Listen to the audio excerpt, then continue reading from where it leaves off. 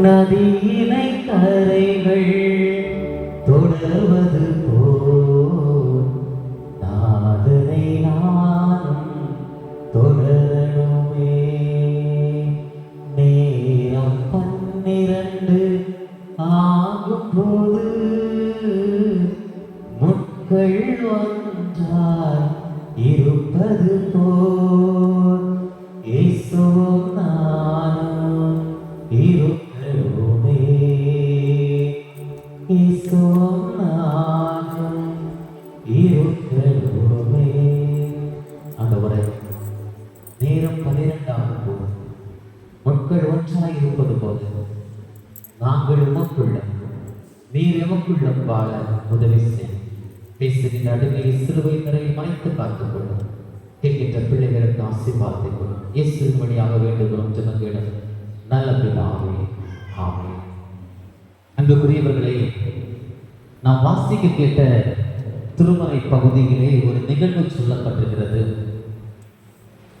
ஏரோது தன் சகோதரனாகிய பிலிப்பினுடைய மனைவியுடைய இசைத்திருக்க ஆசைப்படுகின்றான். ஒரு சகோதரனுடைய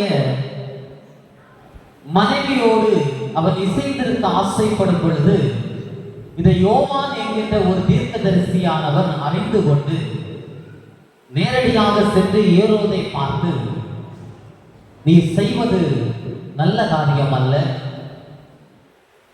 இது தீட்டுள்ள காரியம், இது பாவமான காரியம், ஒரு காலம் இந்த தவறை நீ செய்யக்கூடாது என்று எச்சரிப்பை கொடுக்கின்றார். இந்த எச்சரிப்பை பெற்ற மாத்திரத்திலே ஏரோது என்ன செய்கிறார் என்றால், ஏரோதுக்கு கோபம் வருகிறது. ஒரு அரசனுக்கு கோபம் வந்தா என்ன வேணாலும் செய்யலாம். இந்த அரசன் நினைச்சா இந்த எச்சரிக்கை கொடுத்த யோவானை கொன்று போட முடியும், ஆனால் கொன்று போடவில்லை. காரணம், யோவானை குறித்து ஜனங்கள் சொன்ன காரியம் என்னன்னா, அவன் தீர்க்கதரிசி, அவன் மனிதோரிடத்திலிருந்து எழுந்தவர், அவரிடத்தில் சர்வ வல்லமையும் இருக்கிறது. இப்படிப்பட்ட ஒரு மனிதனை ஒரு வேளை கொன்று போட்டால் அந்த பாவம் என் சன்னதியே வந்து விடுமோ அல்லது என் ராஜ்யமானத்தை தீர்த்து விடுமோ என்ற ஒரு பயத்துல இந்த ஏரோது யோவான் ஸ்தாபனை கொல்லவில்லை, மாறாக சிறையிலே அடைத்து வைத்தார். கொஞ்ச நாட்கள் போச்சு.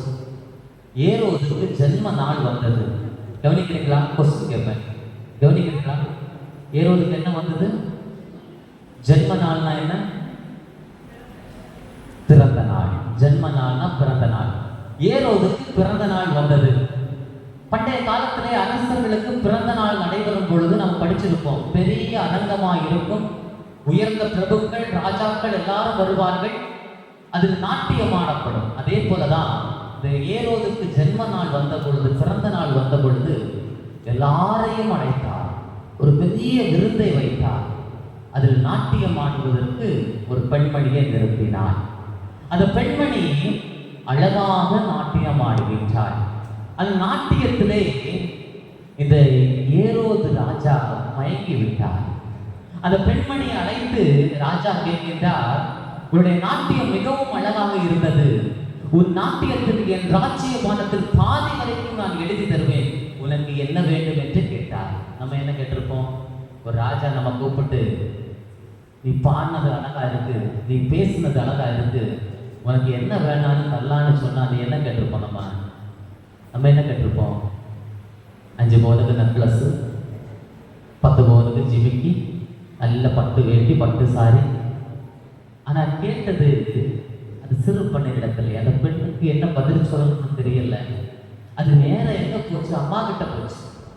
அம்மா கிட்ட போய் சொல்லுச்சு, அம்மா, ராஜா என்ன வேணாலும் கேள்வி சொல்றாரு, என்ன கேட்கணும் அம்மா அப்படின்னு.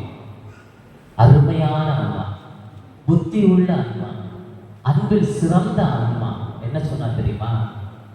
நீ ராஜாட்ட ஒன்னே ஒண்ணு கேளு, யோவான் என்கிற ஒருத்தனை பிடித்து சிறையில் வைத்திருக்கிறார் அரசர், அவருடைய தலையை வெட்டி ஒரு காலத்தில் ஒரு தட்டில் வைத்து கொண்டு வர சொல்லு என்று சொன்னார்.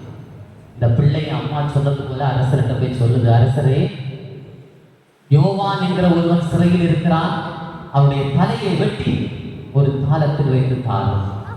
ராஜாவுக்கு விருப்பம் இல்லை. ஆனாலும் வாக்கு கொடுத்து விட்டார்.